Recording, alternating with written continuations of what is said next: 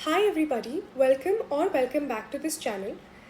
आप में से बहुत सारे लोगों ने मुझसे पूछा था कि मैंने कौन से बुक्स एंड रिसोर्सेज का यूज़ करा for my preparation.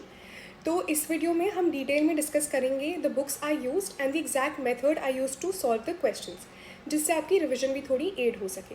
So we'll go subject wise, starting off with physics. तो फिजिक्स में मैंने क्लास नोट्स और प्रीवियस ईयर क्वेश्चन सबसे पहले करे। लास्ट 10 ईयर्स के कर सको तो बहुत अच्छा है, अदरवाइज 5 ईयर्स तो बिल्कुल भी मिस नहीं करना है। आफ्टर दैट आपको सिमिलर क्वेश्चंस मॉड्यूल से करने हैं, तो आपको प्रीवियस ईयर क्वेश्चन से लेवल का आइडिया लग जाएगा। उससे बहुत ज़्यादा हाई या बहुत ज़्यादा लो नहीं जाना है, आपको रफली सेम लेवल पे मॉड्यूल से क्वेश्चंस करने हैं। अब जो मैं क्वेश्चंस करती थी मॉड्यूल से, वो 3 कैटेगरीज में डिवाइड कर देती थी एक पेज को सॉल्व करने के बाद।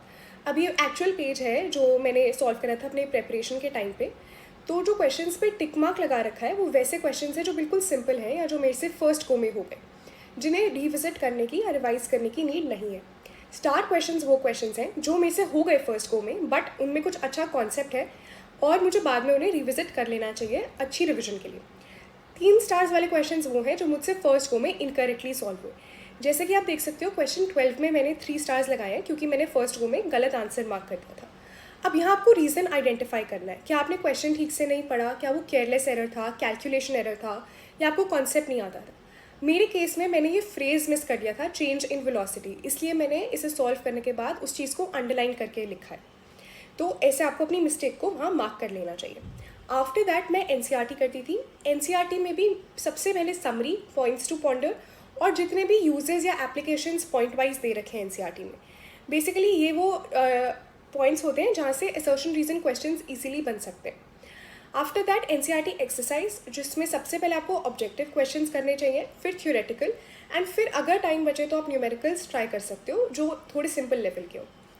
केमिस्ट्री में, फिजिकल केमिस्ट्री में स्ट्रैटेजी लगभग सिमिलर थी फिजिक्स जैसे ही। नोट्स और प्रीवियस ईयर क्वेश्चंस, फिर मॉड्यूल्स और फिर एनसीईआरटी। अब जो एनसीईआरटी की बैक एक्सरसाइज है फिजिकल केमिस्ट्री में, उसमें क्वेश्चंस मुझे काफ़ी रेपिटेटिव लगे। तो आपको चूज़ करना चाहिए कि कौन से क्वेश्चंस करने हैं, नहीं तो सिर्फ रेपिटेशन में ही टाइम वेस्ट हो जाएगा। तो अगर कोई पर्टिकुलर टाइप का क्वेश्चन है जो आपसे नहीं होता तो आप उसको रिपीट कर सकते हो, बट अदरवाइज आपको रेपिटेशन अवॉइड करनी चाहिए एंड वाइजली अपने क्वेश्चन की कैटेगरीज को चूज़ करना चाहिए। Then coming to organic chemistry, majorly NCERT, but notes साथ में मैं रखती थी क्योंकि कुछ मैकेनिज्म्स एनसीईआरटी में नहीं समझ आते थे, या एनसीईआरटी में सडनली कुछ एक्सेप्शन आ जाती थी जो मेंशन नहीं होता था कि कौन से लॉ या रूल से गवर्न हो रही है, तो उसके लिए नोट्स हेल्प करते थे। After that previous year questions and NCERT in text और बैक एक्सरसाइजेस। तो जो एनसीईआरटी बैक एक्सरसाइजेज है, पर्टिकुलरली सब्जेक्टिव क्वेश्चंस, वो मुझे काफ़ी बेनिफिशियल लगे क्योंकि उसमें पूरा रिएक्शन मैकेनिज्म आपको लिखना पड़ता है एंड काफ़ी सारे रिएक्शंस रिवाइज हो जाते हैं एक ही क्वेश्चन में। Then thirdly of course module question, सिर्फ रेलिवेंट क्वेश्चंस जो रिएक्शंस एनसीईआरटी या प्रीवियस ईयर क्वेश्चंस के बाहर हैं उन्हें आप अवॉइड कर सकते हैं।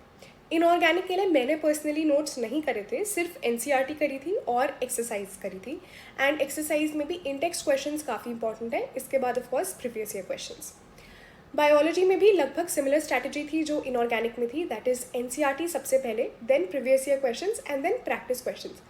नाउ मेक श्योर आपके प्रैक्टिस क्वेश्चन सिर्फ वन वर्ड नहीं है या सिर्फ फिल इन द ब्लैंक्स या ट्रू एंड फॉल्स नहीं है, उसमें assertion reason, statement based, conceptual questions, basically a mix of all questions होना चाहिए। एंड नोट्स का यूज़ मैंने डेफिनेटली किया था, बट वो इसलिए नहीं था कि मैं सब कुछ जो आउट ऑफ एनसीईआरटी है उसे कवर कर लूँ। That was majorly to understand every line of NCERT. तो आप नोट्स का यूज़ कर सकते हैं, बट मेक श्योर आप उसमें बहुत ज़्यादा डेप्थ में नहीं जा रहे। सिर्फ कोई एनसीईआरटी की लाइन नहीं समझ आ रही या उस पर क्लैरिटी चाहिए तो नोट्स अच्छा ऑप्शन होते हैं। एंड कुछ टॉपिक्स होते हैं जो आउट ऑफ एनसीईआरटी होते हैं, बट वो काफ़ी रेपिटेटिव होते हैं प्रीवियस ईयर क्वेश्चंस में। तो जब आप वो क्वेश्चंस करेंगे आपको वो टॉपिक्स पता लग जाएंगे, तो उन टॉपिक्स को आप नोट्स से देख सकते हैं, only an overview, but that's also after your thorough with your NCERT. NCERT से पहले और कुछ भी नहीं करना है, so that should be the first priority. So I hope आपको सारे बुक्स एंड रिसोर्सेज क्लियर थे एंड एग्जैक्टली उनको कैसे आप बेस्ट वे में यूज़ कर सकते हो वो भी आई होप क्लियर होगा। एंड इस वीडियो से related if you have any questions please leave them in the comment section below and I will definitely reply to them. Thank you so much for watching this video.